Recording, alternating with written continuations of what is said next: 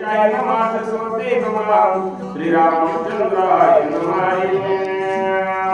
देखो निकलत प्रेमासी नमन करो निवेकेशी सांगावया राम कथेची प्रेम कपीसी आदिवार लोकाभिरामं रणरङ्गधीरं राजीवनेत्रं रघुवंशनाथं कारुण्यरूपं करुणाकरन्तं श्रीरामचन्द्रं शरणं प्रपद्ये मनोजवं मारुततुल्यवेगं जितेन्द्रियं बुद्धिमतां वरिष्ठं वातात्मजं वानरायुधमुख्यं श्रीरामदूतं शरणं प्रपद्ये नागेन्द्रहराय त्रिलोचनाय भस्माङ्गरागाय महेश्वराय नित्याय शुद्धाय दिगंबराय तस्मै नकाराय नमः शिवाय शरदिन्दु समाकार परब्रह्मस्वरूपिणी वासरापीठनिलये सरस्वती नमोस्तुते। असो श्रोते मायबापांच्या चरणावर विंदी नतमस्तक होऊन कथेला प्रारंभ आणि कथेला सुरुवात करायच्या अगोदर थोडासा परिहार तो म्हणजे असा, राष्ट्रमाता राजमाता जिजाऊ आई साहेब आणि त्यांच्या आज जयंतीचा महोत्सव आहे म्हणतात. त्यांच्या जयंतीनिमित्त त्यांना एक वेळ विनम्र अभिवादन आणि कथेला सुरुवात.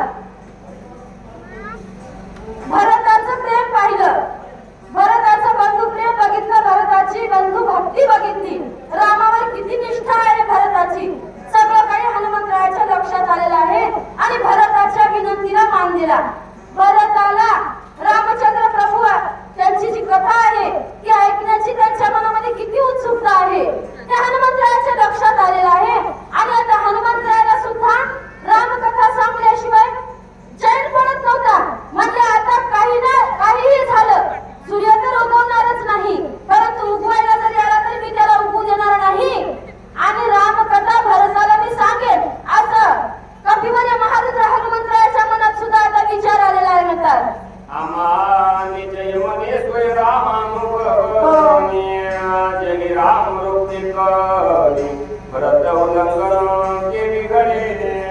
सांगत होते हनुमंतरायाच्या मनामध्ये विचार करत होते, आपण आपण राम भक्त आहोत आणि भरत सुद्धा राम भक्त आहेत आणि भरताचे भाऊ म्हणजे आपल्यासाठी श्रीरामा एवढेच काय आहेत म्हणजे विनम्र आहेत. म्हणून काय करावं लागेल, आपण भरताला रामचरित्र सांगणे अनिवार्य आहे आणि भरताचं उल्लंघन आपण कशा प्रकारे करावं, मी भरताचं उल्लंघन करण्याच्या पात्रतेचा नाही अशा प्रकारे हनुमंतराय विचार करू लागले. बंधू दाखला रामाचा तोही आम्हाला मोती साचा केली उदंकुयाची वाचा लायून कथेचा अन्नय. हनुमंतराय मनामध्ये विचार करू लागले, रामाचा बंधू असणारा भरत महर्षी आहेत आणि भरतराज ऋषी त्यांच्या इतकेच मला कोण आहेत म्हणजे प्रिय आहेत आणि रामचंद्र प्रभूवर जशी माझी भक्ती आहे त्याच पात्रतेची भक्ती भरताची सुद्धा हनुमंतराय करत होते.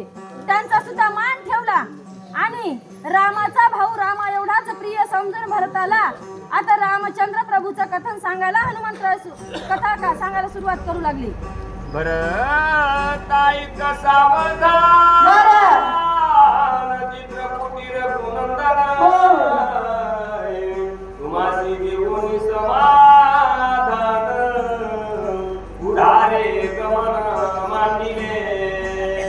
राजऋषी भरतांना सांगायला सुरुवात केलेली आहे हनुमंतरायाने. म्हणजे भरत भैया, ज्यावेळेस तुम्हाला चित्रकूट पर्वतावर रामचंद्र प्रभू भेटले त्यावेळेपासून पुढे तिथून काय म्हणजे रामचंद्र प्रभूने पुढचा मार्ग धरलेला आहे आणि तिथून पुढची कथा आता तुम्ही सावधानपणाने ऐका.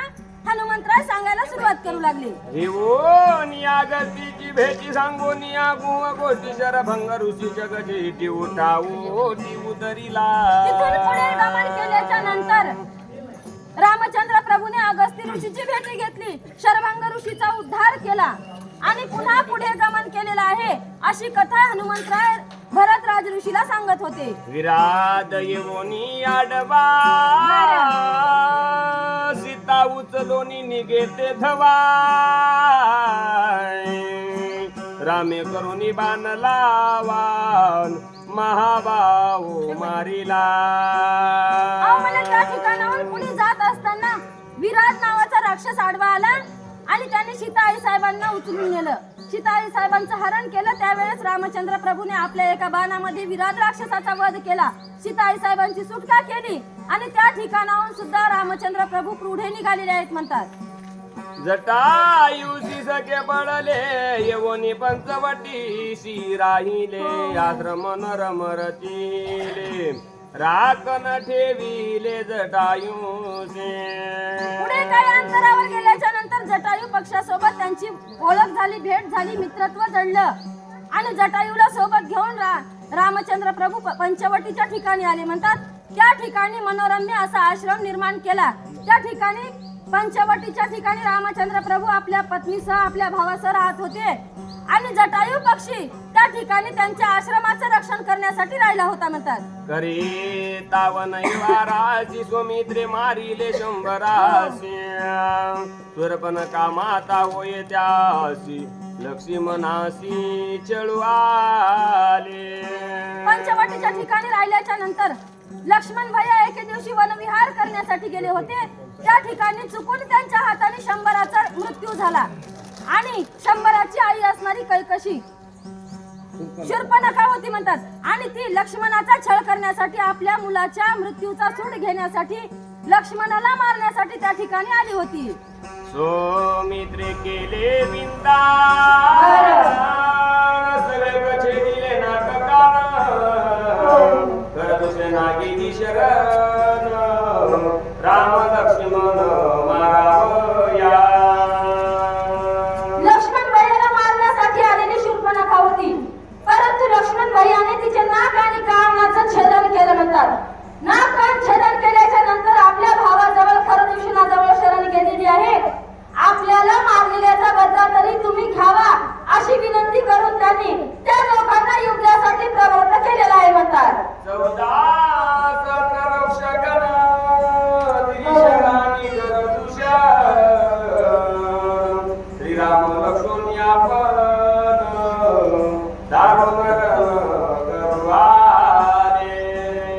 शूर्पणखेने सांगितल्याच्या नंतर खरदूषण त्रिशरा राक्षस असणारे हे तिघे जण आणि त्यांच्या सोबत असणारा 14,000चा राक्षस समुदाय सोबत घेतला. रामाचा आणि लक्ष्मणाचा सूड करण्यासाठी ते सगळे जण म्हणतात पंचवटीच्या ठिकाणी येत होते. इकले निरामे आपण मारिने लागत अक्षर मुक्त करुनिया जनस्थान विजादान दिदले. त्रिशरा खर दूषण आणि 14,000 राक्षसांचा मेळा या ठिकाणी पंचवटीच्या ठिकाणी आला. परंतु त्या ठिकाणी लक्ष्मण भैयाला सांगितलं तुम्ही आड यायची गरज नाही, तुम्ही माझ्यासोबत यायची गरज नाही. कारण त्या ठिकाणी एकट्या श्रीरामाने तेवढ्यांचा निपात केला आणि युद्धामध्ये सगळ्यांची राख रांगोळी लावली आणि जे काही पृथ्वी त्या ठिकाणची निजस्थान होतं, जनस्थान होतं, ऋषी मुनींच्या ठिकाणी तपश्चर्या करत होते, त्या ठिकाणी या राक्षसांनी धुमाकूळ घालायचा, त्यांची तपश्चर्या भंग करायची असं ते स्थान होतं. ते स्थान मुक्त केले गेलं आणि ते सगळं जनस्थान त्या ऋषी मुनींना रामचंद्र प्रभूने दान म्हणून दिलेलं आहे म्हणतात. ऐकून आहे मात चळवळीत लंकानाथ सीताहरणा लागी उतर छळणारच करवाला. अहो एवढे 14,000 राक्षस खर दूषण त्रिशरा असे असणारे म्हणजे महाबलाढ्य जे राक्षस होते हे मारले गेले म्हणून रावणाच्या कानावर ही वार्ता गेली आणि रावणाच्या कानावर वार्ता गेली असताना रावणाला खूप राग आला होता रामचंद्र प्रभूचा आणि लक्ष्मणाचा. आता काही नाही म्हणजे कपटी रूपाने आपल्याला त्यांच्यासोबत युद्ध करावं लागेल, काहीतरी कापट्य रचावं लागेल. म्हणून सीतेचा हरण करण्यासाठी मायावी रूपाने त्या ठिकाणी रावण येत होते म्हणतात. मग वेसनितला मारितासी देखता सीता उदासी तोच्या मागे कांजोळी श्रीराम त्यासी मारू गेला. रावणाने मायावी कपट रचलेलं होतं म्हणतात. काय केलं होतं? मारीच्याला सोनेरी मृगाचं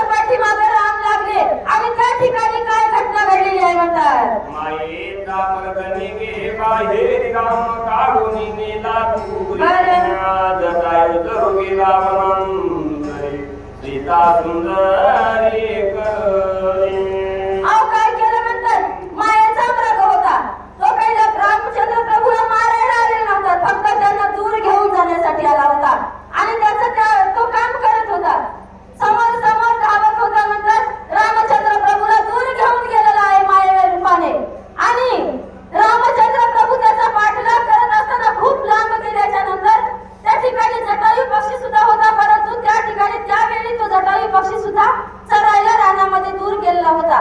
लक्ष्मण भैया सोबत होते, परंतु त्या ठिकाणी लक्ष्मण भैयाची सुद्धा काय हकीकत आहे ती पुढच्या ओळीमध्ये ऐका. लक्ष्मण रक्षण ठेविला लक्ष्मण कोणी माया वचन त्याचे करून आचरण दिला जवळून सीतेने. काय झालेलं होतं? रामचंद्र प्रभूने सांगितलेलं होतं लक्ष्मणा इथे सीतेचं रक्षण करण्यासाठी तू थांब, कारण मायावी राक्षसांचा इथं काय आपले थैमान वाजलेला आहे. कोण्या क्षणी येतील आणि काय करतील याचं काही सांगता येणार नाही. अशा प्रकारे रामचंद्र प्रभू मारीचाच्या पाठीमागे गेले हरणाच्या आणि लक्ष्मण भैयाला तिथे ठेवलं, परंतु मारीचाने आपली माया करायला सुरुवात केली. राम प्रभूला दूर घेऊन गेल्याच्या नंतर त्यांनी आवाज काढला, धाव लक्ष्मणा, अरे माझा प्राण जातोय, लवकर ये बाबा. अशा प्रकारचा आवाज केविलवाणी आवाज काढला.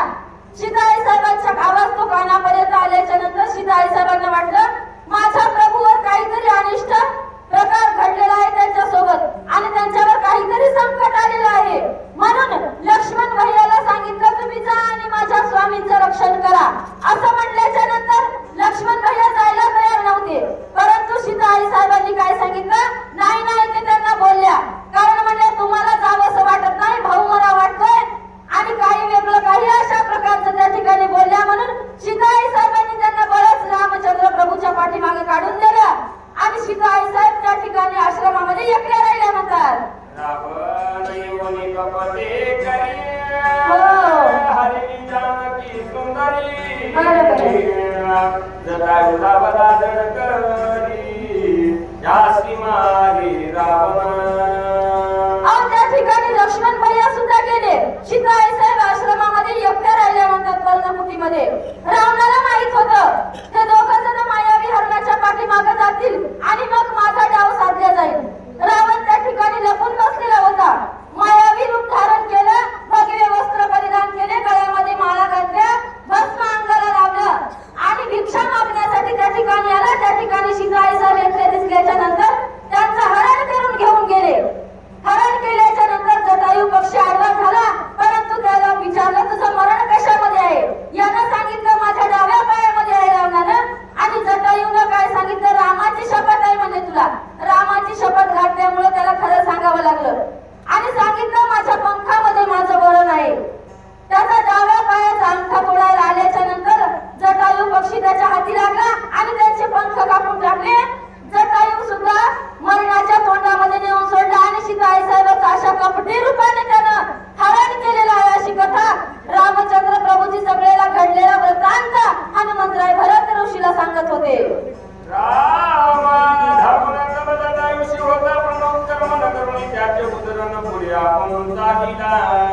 त्या ठिकाणी रामचंद्र प्रभू पुन्हा परत आले. मारीच राक्षसाचा वध केला आणि आपल्या पर्णकुटीमध्ये परत आल्याच्या नंतर सीता आई साहेब त्या ठिकाणी दिसल्या नाही. जटायू सुद्धा दिसत नव्हता, कारण जटायू रस्त्यामध्ये आडवा झालेला होता. त्या ठिकाणापर्यंत जात असताना गेल्याच्या नंतर त्या ठिकाणी जटायू पक्षी रामचंद्र प्रभूच्या दृष्टीला दिसले, परंतु जटायू पक्षाचा प्राण कंठामध्ये आलेला होता. शेवटचं रामाचं दर्शन घ्यावं या आशेने जटायू पक्षी त्या ठिकाणी बसलेला होता म्हणतात. आणि रामचंद्र प्रभू आल्याच्या नंतर सगळी त्यांनी त्या ठिकाणी घडलेली हकीकत सांगितली.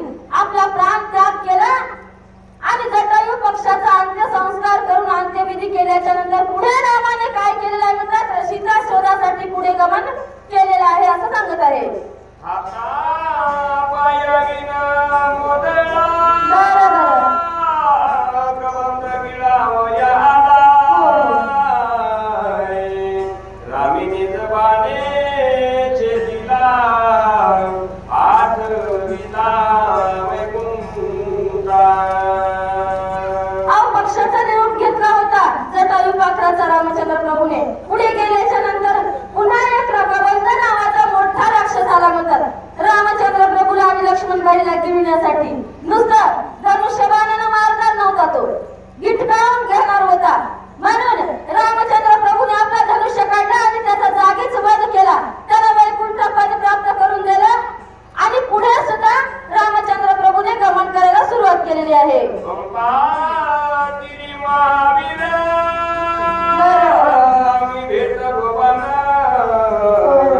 स्वामी विनला रामचंद्र लागे थोर आमुचे. रामचंद्र प्रभू पुढे पुढे येत होते आणि येत असताना किष्किंधेच्या जवळ एक पंपातीर नावाचं ठिकाण आहे म्हणतात आणि त्या ठिकाणी आल्याच्या नंतर आमची आणि प्रभू रामचंद्राची ओळख झाली. तो दिवस आमच्यासाठी कसा होता म्हणतात, भाग्याचा होता. भाग्याचा उदय ते जोडी संत पाय, अशा प्रकारे आमची आणि प्रभूची त्या ठिकाणी भेट झाली आणि तिथून आमचं सख्यत्व सुरू झालं असं हनुमंतराव भरताला सांगत होते. वाली सुग्रीवा वैरवाली राजे रोणी जग करे आम्हा गालोनी बाये राज करी किष्किंधे. त्या ठिकाणी किष्किंधेच्या राजगादीवर त्या ठिकाणी वाली नावाचा वानर राज्य करत होता आणि वालीचा आणि सुग्रीवाचं फार मोठं वैर होतं. खूप प्रेम होतं, परंतु काही कारणास्तव त्यांच्यामध्ये वैरत्व आलं होतं. सुग्रीवाची पत्नी सुग्रीवाचं राज्य त्याने हिरावून घेतलं होतं. आपण त्या राज्यावर राज्य करीत होता. आम्हाला सगळ्याला त्या किष्किंधेच्या बाहेर हाकलून नेलं होतं. अशा प्रकारे दुष्ट वाली दुष्ट प्रकाराने त्या ठिकाणी राज्य करत होता म्हणतात. कुंडलिकावरती हरी विठ्ठल श्री गुरु ज्ञानदेव तुकाराम राजा रामचंद्र भगवान की जय. पवन सुत हनुमान की